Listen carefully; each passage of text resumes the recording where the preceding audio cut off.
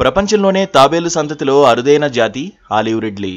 అయితే ఇది భవిష్యత్తులో అంతరించిపోతుందనే వార్నింగ్ వినిపిస్తోంది. వీటిని కాపాడాల్సిన అవసరం ఉందని నిపుణులు సూచిస్తున్నారు. ఈ క్రమంలోనే ప్రభుత్వాలు, అధికారులు చర్యలు చేపడుతున్నారు.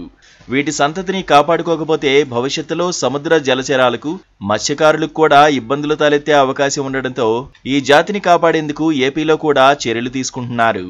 నమస్తే, నేను మీ ఆలి. ప్రస్తుతం నేను ఏదైతే ఈ పేరుపాలెం పరిసర ప్రాంతాల్లో ఉన్నానో ఇక్కడ నా వెనకాల కనిపిస్తుంది ఏంటంటే ఈ హ్యాచరీ మాట. ఏంటి డిఫరెంట్గా కనిపిస్తుంది అనుకుంటారా? నిజంగా వాస్తవానికి ఏంటంటే ఇది తాబేళ్ళ గుడ్ల సంరక్షణ కేంద్రం అని చెప్పచ్చు. ఎందుకంటే ప్రభుత్వం తాబేళ్ళు అంతరించుకుపోతున్నాయి అని చెప్పి ఐడెంటిఫై చేసి వాళ్ళ సంరక్షణ కోసం ఇలాంటి హ్యాచరీస్ రెడీ చేసింది. సో వాళ్ళ సంతతిని కాపాడడం కోసం ఒక టీం కూడా ఇక్కడ పనిచేస్తుంది. అసలు నిజంగా అంతరించుకుపోతున్న ఈ తాబేళ్ళని కాపాడడం గల ప్రధాన కారణం కూడా ఉంది.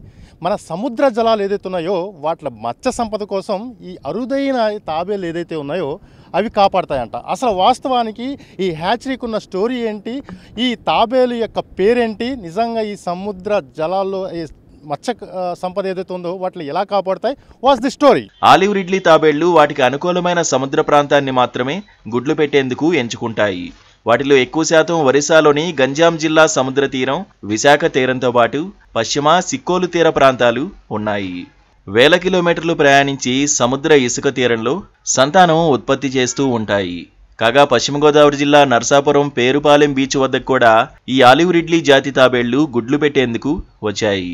అవి గుడ్లు పెట్టిన తర్వాత వాటి సంరక్షణకు అధికారులు, సిబ్బంది అన్ని చర్యలు తీసుకుంటున్నారు. ఆలివ్ రిడ్లీ తాబేళ్లు మత్స్య సంపదకు ఎంతో ఉపయోగపడతాయి. ఇవి చేపలకు హాని కలిగించే జెల్లీ ఫిష్ వంటి వాటిని తిని చేపల పెరుగుదలకు ఉపయోగపడతాయి. ప్రతి ఏటా లక్షల తాబేళ్లు సముద్రం ఒడ్డుకు వచ్చి గుడ్లు పెట్టి వెళ్తుంటాయి. అయితే 4 ఏళ్ల నుంచి వీటి రాక తగ్గిపోయింది. గుడ్ల ఉత్పత్తి లేదు. దాంతో సముద్రంలో రిడ్లీ తాబేళ్ల సంఖ్య తగ్గిపోయి చేపల మనుగడకు ఇబ్బంది ఎదురవుతుందనే ఆందోళన మొదలైంది. కానీ ఈ ఏడాది అవి తీరానికి వచ్చి గుడ్లు పెట్టడంతో కాస్త ఉపశమనం పొందినట్లు అయింది. ఇక పేరుపాలెం బీచ్ వద్ద ఆలివ్ రిడ్లీ తాబేళ్లు పెట్టిన గుడ్లను అటవీ శాఖ అధికారులు కాపాడుతున్నారు. ఈ యొక్క సంరక్షణ బాధ్యతల్ని మా డిఎఫ్ఓ గారి ఆధ్వర్యంలో మేము దీన్ని చేయడం జరుగుతున్నది. మా యొక్క టీం మెంబర్స్ ఒక 10 మంది ఉంటారండి. 10 మంది కూడా నైట్ టైము వాచ్ చేస్తారండి. సుమారు 12-1 గంట ప్రాంతంలో వాచ్ చేసుకుంటూ వాటి యొక్క జాడాలని చూసుకుంటూ వాటి జాడ కనబడంగానే ఆ సదరు ప్రదేశంలో వాడిని గుర్తించి ఆ యొక్క ప్రదేశంలో ఉన్న గుడ్లను సేకరించి, ఆ సేకరించే విధానం కూడా ఏ విధంగా ఉంటుందంటే మొట్టమొదటిగా పైన ఉన్న మట్టిని కొంచెం తీసుకొని తర్వాత గుడ్లని లెక్కించి మళ్ళీ అడుగున కూడా ఇది గుడ్లు పెట్టేటప్పుడు ఒక విధమైనటువంటి ద్రవాన్ని విడుదల చేస్తుందండి. ఆ అడుగున ఉన్న మట్టిని కూడా ఈ మా యొక్క క్లాత్ సంచి వాడతామండి. ఆ పక్కన ఒక పాకెట్ ఉంటుంది. ఆ పాకెట్లో మళ్ళీ అడుగునున్న ఆ యొక్క ద్రవంతో కూడినటువంటి మట్టిని కూడా సేకరించి మళ్ళీ హ్యాచరీలో తీసుకొచ్చి అదేవిధంగా అక్కడ ఏ విధంగా అది గొయ్యి తవ్విందో ఆ విధమైన కొలతలతోటే మేము ఆ మొట్టమొదటిగా ఉన్నటువంటి ఆ మళ్ళీ తడి మట్టిని వేసి మళ్ళీ గుడ్డలను వేసి మళ్ళీ పైన మేము సేకరించిన మట్టిని కూడా వేసి వాడిని మళ్ళీ యథాస్థానంగా చేయడం అని జరుగుతుందండి. ఈ యొక్క గుడ్లు పదగడానికి 45 నుంచి 60 రోజులు పడుతుందండి. ఎక్కువగా నవంబర్ నుంచి స్టార్ట్ అవుతుందండి ఇది సీజను. ఏప్రిల్ వరకు జరుగుతుంది. మే వరకు కూడా పిల్లలు పుట్టడం అనేది జరుగుతుందండి. ఇది ఏంటంటే గమ్ముని ఇక్కడ ఏమైనా నక్కలు కానీ ఇక్కడ మనకి ఇక్కడ అడవి నక్కలే ఉన్నాయి సార్. దానికోసం ప్రొటెక్షన్ కోసం ఒకవేళ ఎవరైనా సరే దాన్ని డిస్టర్బ్ చేయకుండా ఉండడం కోసం అని చెప్పేసి మేము ఇది ప్రొటెక్షన్ చేయడం ఉంది మా ఉన్నతాధికారుల సూచనల మేరకు. ఈ యొక్క హ్యాచరీలో ప్రతి 2 ఫీట్ కింద అని చెప్పి బాక్సులు ఫిట్ చేస్తాం సార్. బాక్స్ మధ్యలో కూడా మళ్ళీ పక్కమట గ్యాప్ ఉంచుతాము. మేము పెట్టిన గుడ్ల యొక్క డేటు అందులో ఆ గోతిలో పెట్టినటువంటి ఎగ్స్ అన్నీ రాస్తాము, టైమింగ్తో సైతం రాస్తాము.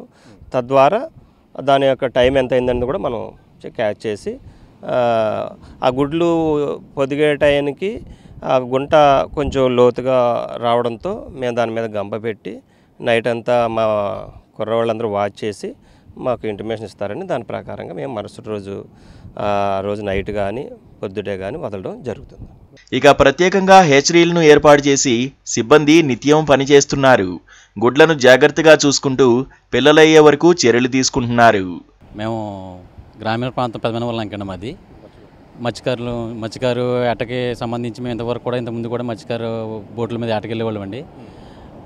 అయితే ఈ ఫారెస్ట్ డిపార్ట్మెంట్ వాళ్ళు ఈ తాబేలు సంపద అనేది అంతరించిపోతుందని చెప్పేసి అని గ్రహించి ఈ తాబేలు సంపదని అంతరించిపోతున్న దాన్ని మనం ఇంప్రూవ్ చేయాలని చెప్పేసి అని మళ్ళీ ఈ ఫారెస్ట్ డిపార్ట్మెంట్ వాళ్ళు ఏం చేశారంటే ఒక యాచరీ రూపంలో నిర్మించి చిన్నమనవల్లంక దగ్గర మా టీం అందరికీ కూడా ఒక ఉద్యోగ రూపంలో కల్పించి మమ్మల్ని అందరినీ కూడా టీంలో జాయిన్ చేసుకోవడం జరిగిందండి.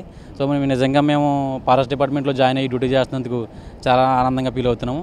అదీ కాకుండా మత్స్య సంపదలో తాబేలు సంపద అనేది కూడా ఒక సంపద కాబట్టి దాన్ని అంతరించిపోతున్న దాన్ని గుర్తించి ఫారెస్ట్ డిపార్ట్మెంట్ వాళ్ళు ఇక్కడ యాచరీ నిర్మించి చాలా మొత్తంలో చాలా డబ్బులు ఖర్చు పెట్టి ఇక్కడ యాచరీ నిర్మించి మా ఒక 10 మంది టీమ్గా మాకు ఈ జాబులు ఇచ్చినందుకు నిజంగా చాలా ఆనందపడుతున్నామండి. ఫారెస్ట్ డిపార్ట్మెంట్ వాళ్ళకి మా నుంచి నిజంగా ధన్యవాదాలు తెలియజేస్తున్నాం. ఆలివ్ రెడ్డి టర్టిల్ అన్నది జాతి అంతరించిపోతుందని తెలిసిన తర్వాత సముద్ర తీర ప్రాంతాన్ని చెక్ చేయడం జరిగింది. చెక్ చేసినప్పుడు కొన్ని తాబేలు చచ్చిపోతున్నాయి. అప్పుడు సారు పై అధికారులు వాళ్ళు వచ్చి చూసిన తర్వాత ఇక్కడ తాబేలు గుడ్లు పెడుతున్నాయి కదా, దీన్ని సంరక్షించాలి, అంతరించిపోతున్న జాతి కదా అని చెప్పేసి హ్యాచరీని ఏర్పాటు చేయడం అనేది. హ్యాచరీ ఫిబ్రవరి 3వ తారీఖుని స్టార్ట్ చేసాము చిన్నమనవల్లంక నందు. అక్కడి నుంచి డైలీ ఒక 10 మంది తిరుగుతూ ఉంటున్నారు మా వాళ్ళు. ఎంతసేపు అంటే నైట్ స్టార్ట్ అవుతారు 1 గంటకి, నైట్ నుంచి తెల్లారి అర్ధరాత్రి 1 గంటకి ఒక 4-5 బ్యాచ్ల కింద వస్తారు. ఈ సముద్ర తీర ప్రాంతం 19 కిలోమీటర్లు కవర్ చేస్తారు. ఒక 2 కిలోమీటర్స్ కింద అవి గుడ్లు కలెక్ట్ చేసుకుని వచ్చేసి మన హ్యాచరీ నందు పెడతారు. పెట్టిన తర్వాత దానికి బయట కనుక ట్రేస్ అవుట్ వస్తే తీసుకొచ్చి వస్తారు. ఒకవేళ అవ్వకపోతే కనుక దాన్ని ఇన్స్టిట్యూట్ అని చెప్పేసి అలా చేస్తామండి.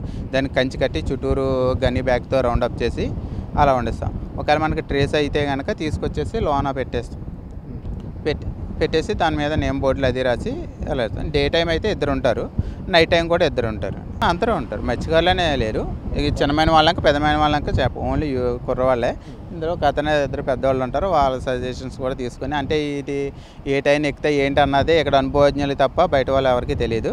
వాళ్ళ సజెషన్ తీసుకుని వాళ్ళ ట్రేస్ అవుట్ చేస్తూ ఉంటారు. అది నైట్ వచ్చినప్పుడు దాని ఫుట్ ప్రింట్స్ పడుతూ ఉంటాయి. దాన్ని బట్టి ట్రేస్ చేసుకుంటూ వెళ్ళి ఎక్కడ చేసింది అన్నది చెక్ చేసుకుని అప్పుడు మెల్లగా తీసుకుని బ్యాగులు వేసుకుని వస్తారు. ఇక బాపట్ల తీరంలో ఇలా హ్యాచరీలు ఏర్పాటు చేసి ఆలివ్ రిడ్లీ తాబేళ్ల గుడ్ల రక్షణ కార్యక్రమం గత 3 నెలలుగా కొనసాగుతోంది. ఇప్పటివరకు 15,000 గుడ్లు సేకరించారు. కాగా రోజుకు 50 నుంచి 150 చిట్టి తాబేళ్లను సముద్రంలోకి వదులుతున్నారు అధికారులు. సముద్రంలో చేపల మనుగడను కాపాడే ఈ తాబేళ్లను కాపాడేందుకు భవిష్యత్తులో మరిన్ని హ్యాచరీలు ఏర్పాటు చేస్తామంటున్నారు అటవీ శాఖ అధికారులు. చూసారు కదా, ఈ టీం అంతా, ఈ ఫారెస్ట్ టీం అంతా ఏదైతే ఈ సముద్రపు ప్రాంతంలో ఏదైతే తాబేలు సంతతిని కాపాడడం కోసం ఆ గుడ్లు తీసుకొచ్చి ఇక్కడ సంరక్షిస్తున్నారు. ఎదురుపడి కూడా ఈ ఆలివర్ టెట్లీ అనేది మత్స్య సంపదకి ప్రాణం పోస్తున్నట్టే కూడా క్లియర్ కట్గా చెప్తున్నారు. మరో మంచి ఎపిసోడ్తో మళ్ళీ మీ ముందుకు వస్తాను. కెమెరా మహితో ఆలీ, పేరుపాలెం బీచ్ నుంచి.